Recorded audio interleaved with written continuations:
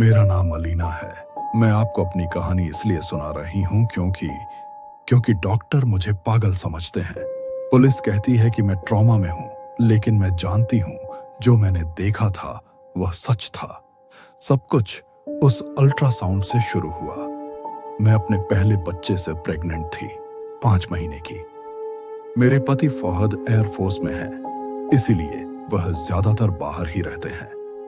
हम इस्लामाबाद में रहते थे, एक अच्छे इलाके में। उस दिन मैं रूटीन चेकअप के लिए गई थी। डॉक्टर सारा, मेरी गायनेकोलॉजिस्ट, बहुत फ्रेंडली थी। उन्होंने अल्ट्रासाउंड मशीन चालू की, जेल लगाया और स्क्रीन पर देखने लगी। फिर अचानक उन्होंने मशीन रोक दी। सब ठीक है? मैंने पूछा। वह मुस्कुराई, लेकिन उनकी आंखों में कुछ और था। हाँ हाँ बिल्कुल, बेबी हेल्दी है। मैं बस एक और एंगल देख रही हूं। से चेक कर रही थी। उन्होंने मुझे प्रिंट आउट दिया। मैंने देखा मेरा बेबी मुड़ी हुई पोजीशन में। सब कुछ बिल्कुल नॉर्मल लग रहा था। लेकिन रात को जब मैं अकेली थी, मैंने उस तस्वीर को फिर से देखा और तब मुझे नजर आया बेबी के हाथ, उसकी उंगलियां। मैं गिन रही थी, एक हाथ में 5, दूसरे में 6। नहीं रुको, मैं फिर से गिनती हूँ, 5 और 7। नहीं, ये तो मुमकिन ही नहीं है। शायद कोई साया है, शायद एम्बिलिकल कॉर्ड हो। मैंने डॉक्टर सारा को कॉल किया। मैम, अल्ट्रासाउंड की तस्वीर में कुछ अजीब लग रहा है। कैसा अजीब? बेबी की उंगलियां। कुछ पल खामोशी रही, फिर उनकी आवाज आई। अलीना, प्रेगनेंसी में स्ट्रेस लेना अच्छा नहीं होता। अल्ट्रासाउंड की तस्वीरें कभी कभी ब्लरी होती हैं। अगले हफ्ते फिर से चेक करेंगे। लेकिन अगली रात से मूवमेंट्स शुरू हो गई। बेबी का किक करना नॉर्मल होता है, लेकिन अब कुछ और भी महसूस हो रहा था। जैसे मेरे पेट के अंदर कोई 4 हाथों से खरोंच रहा हो अंदर से। मैं आईने के सामने खड़ी होकर अपना पेट देखने लगी और वहां एक शेप थी, जैसे कोई हाथ। लेकिन इतनी उंगलियां, इतनी सारी उंगलियां। मैंने फहद को बताया। वह हंसने लगा। अलीना, तुम बहुत ज्यादा सोच रही हो, रिलैक्स करो। लेकिन मैं कैसे रिलैक्स करूं जब रात को मैं सुन सकती हूं खरोंचने की आवाज अंदर से, अपने ही जिस्म के अंदर से। Scratch scratch scratch. एक हफ्ते बाद मैंने इमरजेंसी अल्ट्रासाउंड करवाया। इस बार दूसरी डॉक्टर थी, डॉक्टर हिना। उन्होंने बहुत देर तक स्क्रीन को देखा, माप लिए, फिर बोली, अलीना, क्या तुमने पहले कभी एबॉर्शन करवाया है? नहीं। क्यों? क्योंकि यहां एक और स्ट्रक्चर है, जैसे किसी दूसरे फीटस के अवशेष। मतलब शायद ट्विंस थे। एक शुरुआती प्रेगनेंसी में एब्जॉर्ब हो गया। ये रेयर होता है, लेकिन होता है। इसे वैनिशिंग ट्विन सिंड्रोम कहते हैं। लेकिन उनकी आंखों में जो डर था, वो मैं कभी नहीं भूल सकती। वो स्ट्रक्चर, वो कहां है? मैंने कांपती आवाज में पूछा।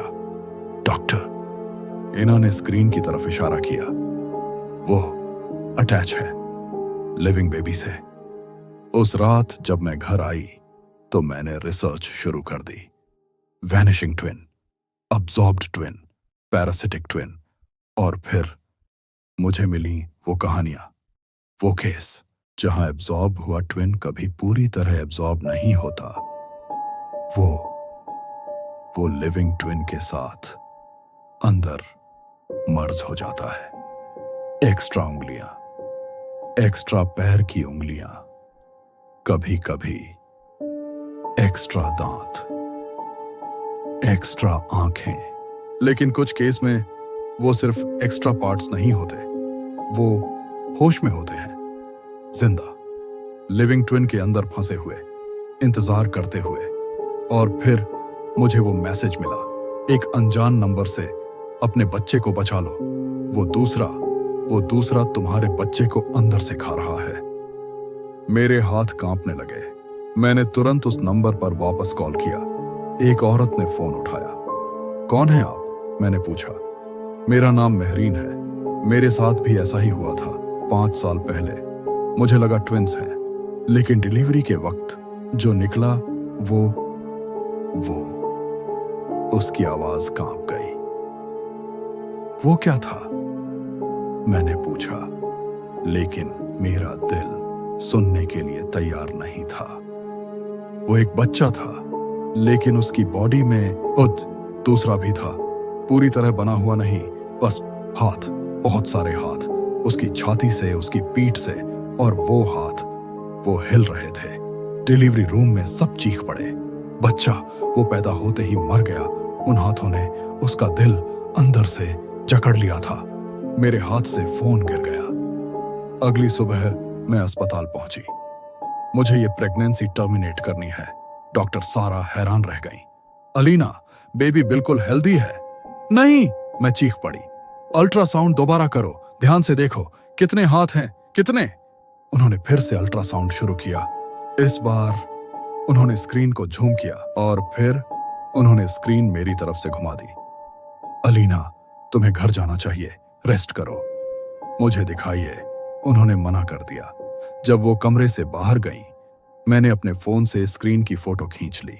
घर आकर जब मैंने वो फोटो देखी, अल्लाह का शुक्र है उस दिन फहद घर पर था, वरना मैं क्या करती जब मैंने देखा बेबी बिल्कुल नॉर्मल था, हेल्दी, लेकिन उसकी बॉडी के चारों तरफ चिपके हुए दर्जनों हाथ, छोटे छोटे हाथ, और वो सब मेरे बच्चे को पकड़े हुए थे, जैसे कोई ऑक्टोपस। मेरी सांस रुक गई। मैंने फहद को सब बताया, सब दिखाया। वो पहले नहीं माना। फिर उसने फोटोज देखी, डॉक्टर्स से बात की। अगले दिन इमरजेंसी सी सेक्शन का प्लान बना। Early delivery. डॉक्टर्स ने कहा रिस्की है, लेकिन बेबी को बाहर निकालना होगा before those structures cause damage. Operation theatre में मुझे ले गए। एनेस्थीसिया देने से पहले मैंने अपने पेट पर हाथ रखा और मुझे लगा किसी ने वापस पुश किया अंदर से, लेकिन ये पुश नॉर्मल नहीं था। ये था जैसे बहुत सारे हाथ एक साथ पुशिंग बैक। फिर सब कुछ ब्लैक हो गया। जब मैं जागी, फहद मेरे पास था, रो रहा था। बेबी, मैंने पूछा। वो ठीक है, बिल्कुल हेल्थी, परफेक्ट। और वो दूसरा? फहद की आंखें बैंड हो गई। डॉक्टर्स ने कहा कुछ नहीं था, तुमने जो देखा वो अल्ट्रासाउंड की शैडोज थी। आर्टिफैक्ट्स कॉमन है, लेकिन मैं जानती हूं वो झूठ बोल रहा था, क्योंकि मैंने देखा जब नर्सेस एक मेटल ट्रे लेकर गई, कवर्ड, लेकिन उस कवर के नीचे से एक हाथ बाहर आ रहा था, छोटा सा, और फिर दूसरा, और फिर तीसरा, और वो सब मूवमेंट कर रहे थे। आज मेरा बेटा 6 महीने का है, बिल्कुल नॉर्मल, हेल्थी। डॉक्टर्स कहते हैं मिरेकल है, लेकिन कभी कभी जब वो सोता है, मैं देखती हूं उसके ब्लैंकेट के नीचे शैडोज मूविंग। और कल जब मैंने उसका डायपर चेंज किया, मैंने देखा उसकी पीठ पर एक छोटा सा मार्क, जैसे फिंगरप्रिंट्स, लेकिन बेबी की अपनी उंगलियां इतनी छोटी हैं कि वो मार्क वो नहीं बना सकते, ये किसी और के हैं।